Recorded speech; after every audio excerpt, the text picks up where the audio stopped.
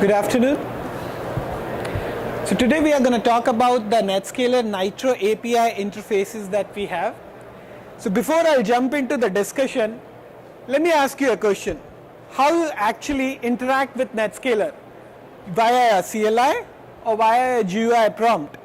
Probably these are the two modes everyone has gone to. Is this how you interact with your Netscaler? If your answer is yes, how will you scale up this setup? Because very soon in your data center you will have more than one Netscalers deployed. Is batch file your answer? Probably not, because the batch file needs very tight integration and they are language specific.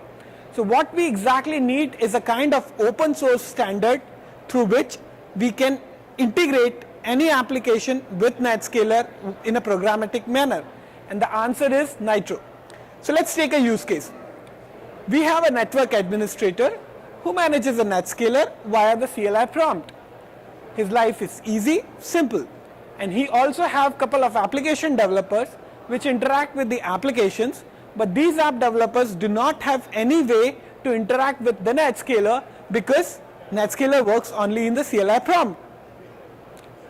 But what if the same administrator has to manage more than one Netscaler? Obviously, he need to go and log into each of the CLI prompt and interact with the boxes. Now this is definitely not a happy situation because it's time consuming, it's difficult to manage, and the application developer do not have any control on the Netscaler infrastructure they have. Now why do they need control? Probably they want to change the way caching happens or the way optimization policies needs to be configured as per their program. So how to make these users happy? What we essentially need is to have a single point of contact for the whole data center that we own, and that single point of contact is the Nitro interface. So what these guys need to do is they can interact with the Netscaler via the scripts, that's the Nitro scripts. This way this will be a very scalable solution. Now let's try to understand what's Nitro. Nitro is an open standard API implementation based on REST interface. REST is pretty much like the HTTP request response mode over which the whole web has been developed. So there are a couple of advantages REST has got. It's pretty lightweight. It works on the JSON payload format, because of which the data that travels on the wire is pretty low. So there are a couple of features which I want to highlight about Nitro today. We support both HTTP and HTTPS protocol. We completely implement Nitro REST interface. So we support get, put, post and delete, all four operations permitted by REST interface. We support both JSON and XML kind of payload. There are 3 authentication methodologies that are available with our REST SDK kit. We support Perl, PHP or practically any scripting language you can think of. There are SDKs available for Java, C# and Python, which will get released recently. We support gzip and dflat compression format and VND as the data format. So let's take a couple of examples. Is PowerShell supported as an interface as well? Yeah. So let's take a couple of examples. So basically Nitro SDK will support 2 streams. One will be a config stream, another will be a stat stream. Config, as you can understand, is the way you can interact with the Netscaler to change any configuration, and stat is pretty much to collect the statistics from Netscaler. So in the URL that you are seeing, so this is what I have given as a HTTP example. So if you will type this in your browser by replacing NSIP with the Netscaler IP you have, you will get the list of all the LBV servers that you have. So just place the NSIP here, put Nitro v1, stat and the LBV server. So this will give you the list of all the LBV servers that are there in the system. If you give the specific name of the LBV server, this will only give back the statistics related to that LBV server. So pretty much every CLI command that you configure on Netscaler is doable via these 2 modes. We support bulk operations, so if you need to add 100 Netscalers at an instance, that you can do via single API call.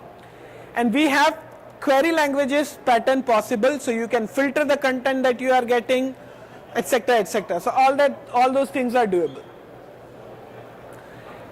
So another question is how do you get the response back from the system?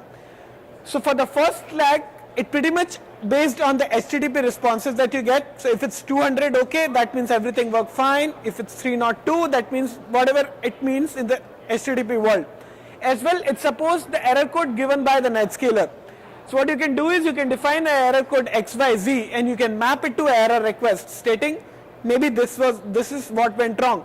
So when you will fire the request, if this is the response you are coming, you will come to know the exact problem that happened. So I have a couple of examples for you. Let's take the first example on how to log into Netscaler via a script.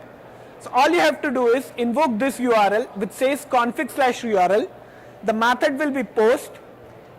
Highlight this section which says that the content type has to be netscaler.login.json. In subsequent examples, we'll see that this will change frequently. In the payload, just provide the username and password, submit the request, and the response you'll get is 201 created. The next is, so that's a typical Netscaler configuration cycle, right? You log into the Netscaler, then you'll upload all the certificates that you have for SSL configuration or maybe the licenses file. So again, so what we are doing is, the URL is config/system file. Please make note of the change that from login, this time the URL got changed to system file. Again, the method is post. We replace the content type from .systemfile.json, which was previously login plus JSON. And the cookie header that you are seeing is the auth token that got generated in the last request. So as you can see here, this is the cookie that Netscaler will generate for you, and if you will place this cookie in your subsequent requests, Netscaler will treat you as an authenticated user. So that's what we need to put, and in payload format, we'll give the certificate that we want to upload. The moment we'll click submit, we'll get a 201 created status on successful execution, and our certificates will get uploaded on Netscaler. The next example is a pretty basic operation on Netscaler that says how to add a LBV server. Again, we'll go to config/LBV server. The method will be post. We'll give the content type as .lbv server plus JSON. We'll give the parameters that we want to add. For example, the name of the LBV server and the service type that we need to add. We'll click on submit. It will get created.